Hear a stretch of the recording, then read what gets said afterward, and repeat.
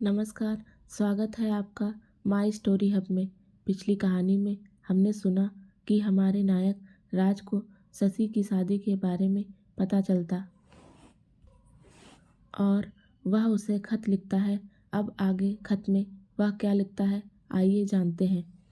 उस समय उस समय भी मन इतना खिन्न और स्थापित नहीं रहता था जब अपने बॉस से लड़ाई चल रही थी, जितना आजकल है, क्योंकि उस समय तुम मेरे साथ थी।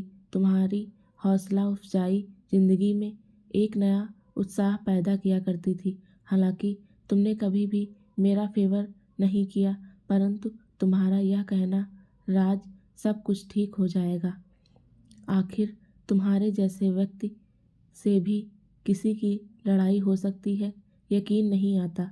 और फिर तुम किसी से भी लड़ सकते हो, ताज्जुब होता है। मन को भीतर तक भिगो जाता था। परंतु मेरे विषय में ऐसे ख्यालात रखने वाली क्यों अपने ही ख्यालातों से लड़ाई कर बैठी है। यह तुम जान ही गई हो कि मैं लड़ाई कर सकता हूँ, क्योंकि शशि वह लेखक ही क्या जिसने किसी स्तर पर लड़ाई ना लड़ी हो। और आज मैं तुम्हारी यादों से लड़ाई कर रहा हूँ। तुम मुझे कितनी जानती थी, याद करता हूँ तो एक हुक सारे दिलो दिमाग में यातना का जाल डाल जाती है। मेरे बॉस को अपनी गलती महसूस हुई और उसे कहना पड़ा, मिस्टर, तुम्हें समझने में गलती हुई। मैं मिसगाइड किया गया था और सब कुछ सामान्य हो गया था। उस दिन से ऐसा ही लगा था कि जीवन के हर क्षेत्र में तुम्हारा साथ अनिवार्य सा है। शशि, वह दिन भी आया जबकि न केवल तुम मुझसे लड़ी, बल्कि मेरा साथ भी छोड़ दिया। और उस समय जबकि तुम्हारे साथ की नितांत आवश्यकता थी, काफ़ी दिनों से मैं महसूस कर रहा था कि बैंक की नौकरी में इतना खल्लास हो जाता हूँ कि लेखन के लिए पर्याप्त समय नहीं मिल पाता है। इस कारण अपना लेखक प्राप्त करने के लिए मैं नौकरी छोड़ आया था। घर में मेरे इस कदम से भूचाल आ गया था। घर वालों ने मुख विद्रोह किया था।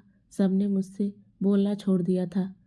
घर में एक निर्बल टापू सा अस्तविहीन हो गया था और इस टापू के प्रति बड़ी निर्मम भूमिका निभाई तुम्हारे निरंतर कोसने वाले तीखे शब्दों की गोलीबारी करके तुम बरस रही थी।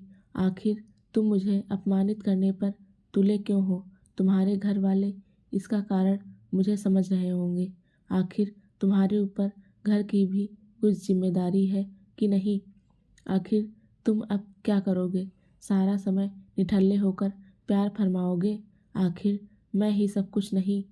फिर मेरे साथ ही क्या अच्छा हुआ? राज, तुमको लेकर मैंने कितने सपने बुने थे। सोचा सोचा था आज तुम क्लर्क हो, कल अफसर बनोगे। मैं तुम्हें ऊंचाई पर जाते देखना चाहती थी और तुम मुझे नीचा दिखाने पर आमद हो। और तुम सुबक पड़ी थी, बड़ी देर तक सुबक रही थी। मैं असहाय सा तुम्हें देखता रह गया था और तुम उठकर अपने घर चली गई थी। मैं चाह कर भी तुम्हें रोक नहीं पाया। क्या करता? तुम खुद दुखी होकर मुझे दुख देकर जा रही थी। अगले दिन मैं अपनी बात कहने के उद्देश्य से तुम्हारे घर पहुंचा। तुम्हारा चेहरा आंसू से धुला सा लगा था। शायद तुम रात भर रोती रही थी। तुम्हारी आंखें शांत एवं तटस्थ सी लग रही थी। तुमने अनचाहे ढंग से मेरा आगमन स्वीकारा। मैं समझ नहीं पा रहा था इस माहौल में मैं कैसे अपनी बात रख पाऊंगा, मगर बात तो करनी ही थी। मैंने कहा, शशि, मेरी बात धीरे से सुनो तो सही। आखिर मैंने नौकरी छोड़ी क्यों है? मैं नहीं चाहता हूँ कि मैं एक आम आदमी की तरह मरूं। अपना लेखन समाप्त प्राप्त करने के लिए ही मैंने यह किया है। और इतना सुनकर तुम्हारे चेहरे और आंखों में व्यंग तथा उपहास के मिले भाव उभर आए थे। यह देखकर मैं एक पल को हकबकाया, मगर मैंने अपना कहना जारी रखा, यह सोचकर कि मैं तुम्हें तुम्हारी कमजोरी को उभार कर तुम्हें अपने से सहमत कर लूँगा। यह मेरा लेखन ही है जिसने तुम्हें मेरे इतने करीब ला दिया था। तुम ही सोचो, तुम मेरे लेखन को कितना पसंद करती हो और हरदम बेहतर लिखने को उत्साहित करती हो। आखिर अपनी और तुम्हारी चाह के कारण ही तो मैंने ऐसा किया है। मगर तुम्हारा जवाब तीखा एवं कठोर था, जिससे मैं मर्मांतक रूप से घायल हो गया था। तुमने कहा, पसंद तो मैं नौटंकी भी करती हूँ, इसका मतलब नौटंकी वाली से शादी कर लूँ। मैं समझ गया था कि तुम मुझे प्रताड़ित करना चाहती हो, परंतु फिर भी मैंने अपना धीरज नहीं खोया था। क्या कहती हो शशि, कुछ तो सोच समझ के बोला करो। तुमने हताश स्वर में जवाब दिया। अब समझने के लिए बचा ही क्या है राज। नौकरी छोड़ना तुम्हारे अस्थिर मनोवृत्ति का परिचायक है, और जो व्यक्ति अपने भविष्य को इस तरह ठोकर मार सकता है, वह मुझे ना उम्मीद हो कि सिवा देवी के कर सकता है। तुम्हारी दलील सुनकर मैं सन्न रह गया और अपना सा मुँह लेकर वापस आ गया।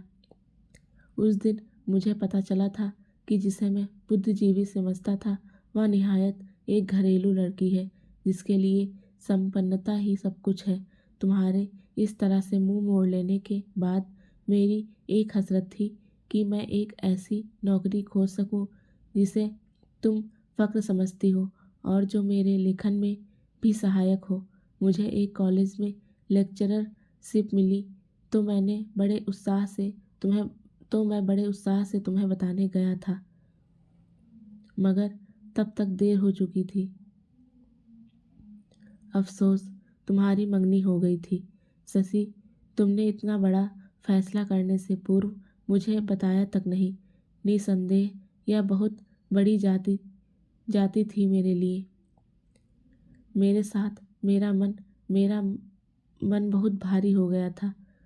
शशि, मैंने कोई ऐसा अपराध नहीं किया था जिसकी इतनी बड़ी सज़ा तुमने मुझे दी। उस दिन मैं तुमसे कोई बात नहीं कर पाया। वापस लौटा था अपने लेखन की कीमत चुकाकर। आते समय भी तुमने एक बार भी अपनी शादी में आने को नहीं कहा था। आज भी कार्ड भेजते समय तुमने मेरे नाम एवं पता के सिवा कुछ भी नहीं लिखा। कैसे तुमने अपने मन को इतना बांध कर रखा है। याद है शशि, अपने इतने दिनों की जान पहचान में हम लोगों ने कभी एक दूसरे को खत नहीं लिखे, क्योंकि कभी इसकी ज़रूरत ही नहीं पड़ी। यह मेरा प्रथम एवं अंतिम पत्र होगा।